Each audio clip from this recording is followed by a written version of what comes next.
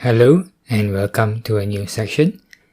In this session, we are going to deal with how to crack .NET software protection.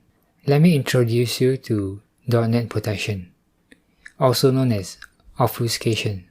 Now, it is important for .NET software to be protected because of the ease in which it can be decompiled into source code, as we have seen using dnspy. There are several techniques to make it difficult for .NET programs to be decompiled. And here are some of the techniques that are available. First is anti-ILDSM protection. So in this technique, you are trying to prevent decompiling with ILDSM. The second technique, anti-tamper protection. And the third technique is obfuscating the constants in the software itself.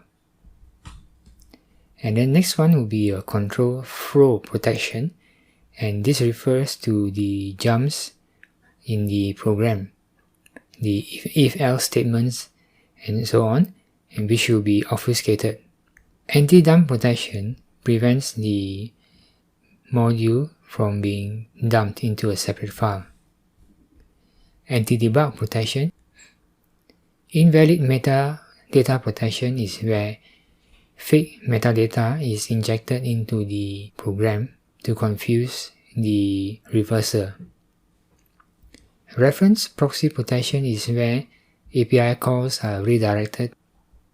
Resources protection is where the resource names are being renamed. And name protection is where all the strings are being obfuscated. The process of obfuscation is done using tools known as obfuscators.